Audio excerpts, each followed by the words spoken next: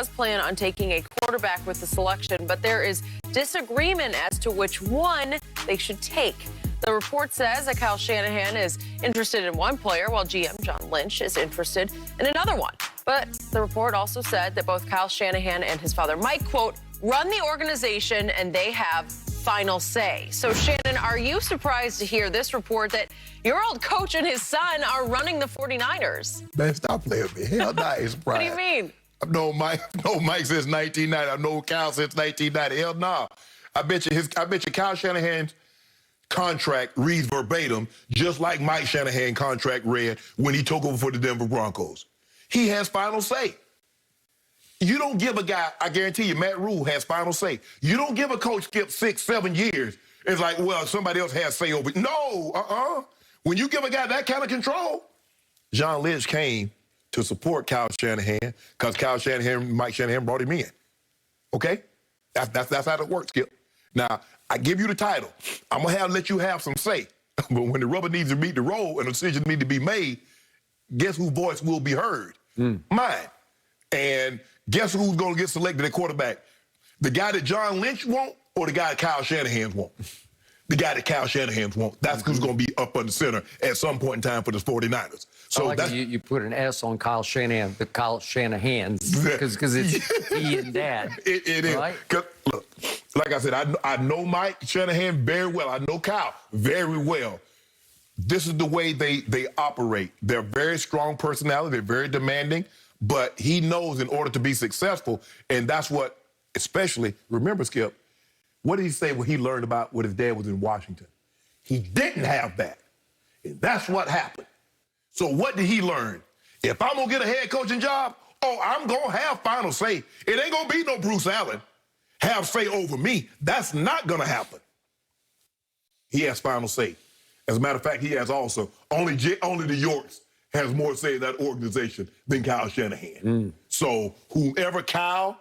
Although when it comes to football, even the Yorks don't have final say. No. I mean, the Yorks could not intervene and say, we're going to take Justin Fields with the third overall pick, right? Skip, when you turn it over to a guy and you give him 6, 7 years, and you turn it over and says, okay, do it. Whatever you think we need to do, this is what we're going to do. You turn it over to him. You don't intervene. And the Yorks have done just thus far, haven't intervened. But Skip, I'm not surprised. I'm not surprised by this. Everybody's like, what? I thought John Lynch. No, you didn't. You didn't think that. I don't know who told you that. Well, silly me. I thought it was 50-50. I didn't know. I never thought about it until I read Michael Lombardi's report about this. And the Shanahans, the quote is, the Shanahans run the 49ers. Plural. Mike, your guy, your head coach. Yeah. He sits up above in one of the boxes, and he has huge input into the game plan and the direction that the franchise is heading. And I'm cool with that because he can do it. If San Francisco were closed, I'd be sitting right up there with him. You would be. Well, you would be. I would, Skip. I would. Okay, I don't know Kyle Shanahan. I do know Mike, but I don't know Kyle. But I do know John Lynch. And I have the greatest respect for John Lynch. He used to work for this network. He was a fine, upcoming analyst. We used to have him on this show occasionally. And I like the heck out of him. And I believe in his football mind because he was not just a good player, he was a great football player, right? Stanford. In the Hall. I think he got in the Hall this year, too. He's in the Hall, right? I think he got in this year. I was just doubting myself. But he's in the Hall of Fame. Okay, so he is with you in the Hall of Fame.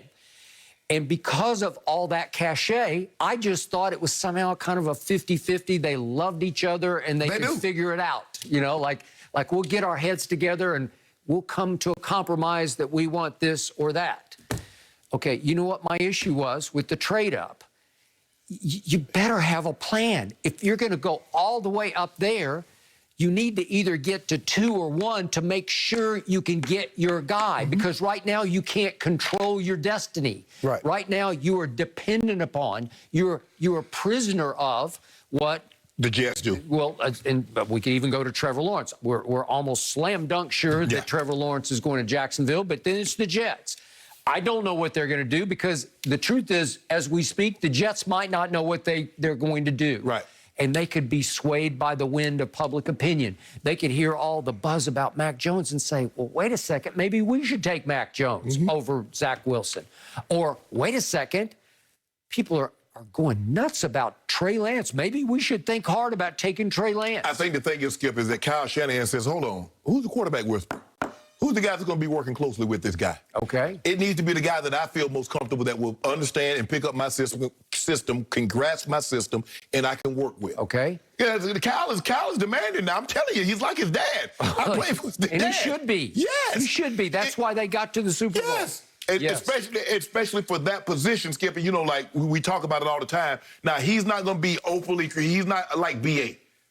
But behind the scenes, Bruce Arians, behind the scenes, Skip, he's demanding of his quarterback. The expectations. Bruce is. No. Oh, Kyle is. Yeah. Bruce is also. Well, he is. Bruce is publicly demanding. Yeah, Bruce verbalizes it. Okay, I got But I'm just saying, behind the scenes, Kyle is equally, if not more. Yep. So I got to get somebody that I'm comfortable with, Skip. And at the end of the day, I understand that, you know, and I'm sure there are a lot of times that he and John Lynch, they do collab. But on this situation, when it's something like this, the guy that has final say is probably going to win out. Because, Skip, if he goes and he picks that guy, I don't want to ruin that friendship, John. But if I pick the guy that you want me to pick, and that guy don't work out, I'm going to fire you. So, you know what? So to keep our friendship going, I'm going to pick my guy. Okay, but what's shocking to me is that they just gave the next year and the next year's number one to go from, what was it, 12 to 3. But you said, Skip, if you're the quarterback that you believe in, there's not a price that's too steep. There's no price, but you better know you can get him at 3, whoever that guy is. Right. But according to Michael Lombardi, wait a second, John Lynch wants Y. You want X and he wants Y. So, let me ask you a question. I don't know. Who's the guy that moved up? Okay, they moved up. So is this friction that's going to undo the front office? No. Probably not. No. But again, it's a little scary because you better be in lockstep on this one because you have just bet the whole future on this maneuver, right? I believe had not the situation arose with Deshaun, I believe Deshaun was in play for those draft picks. Okay, well, and he's not. So what's plan B? It better be a good plan B bordering on A. Yeah. Right? Because this is shocking to move up that high but don't get to 2, so you don't control your fate. Does he see Justin Fields as Patrick Mahomes? I don't know, maybe. Well, they better hold their cards close to that vest. Well, I don't believe. I think we neither one of us believe the Jets are going to take Justin Fields at 2. I think everybody has Zach Wilson penciled in at number 2. So basically, number 3 is probably between Fields and Mac Jones. So the question is, a lot of people have the 49ers taking Trey Lance. I don't know. Yeah. I have no idea what they really believe. But they better believe that they can get who they want right there. Right. And the other issue is Garoppolo. If you really, obviously they want to cut bait. They have sent a strong message. We don't believe in him. We're done with him. Well, if you move up that high, okay. All right, but they're saying we want our cake and eat it too. We're going to play it. We feel strongly both ways. We're going to keep Jimmy G. Well, why? Because if you really believed in your plan, Jimmy G would already have been traded. You would have just auctioned him off to the highest bidder. You don't want to cut him. You want to get something back from him. I guess they're going to play it like Alex Smith, Patrick Mahomes. They're going to play it like Brett Favre. Now, I don't believe it'll be Brett Favre, Aaron Rodgers, where Jimmy Garoppolo was there 3 years. I believe this is more Alex Smith, Patrick Mahomes, a one-year situation. But to me, you could help your cap so much if you'd already gotten Jimmy G out from under your salary cap, right? If you believe that you've got your guy, because that's what your maneuver said. We're going to get that guy, whoever that guy is. Well, if you believe in him that much, you know how I believe, just throw him into the fire. Just let him play. You can do it. You're good enough. You're the quarterback whisperer. I'm trying to think. No, Mike didn't do that. Mike, when he took Cutler. I think Cutler was 10. He had Jake Plummer. And by the way, you don't love Jay Cutler. Mike Shanahan traded up to take him. Traded him up to take him, 10th overall out of Vanderbilt University. I felt that was the beginning of the end for Mike. Okay. Well, he did that. Was that a wrong move? I like Jay Cutler. Jay Cutler was terrible. He was not terrible.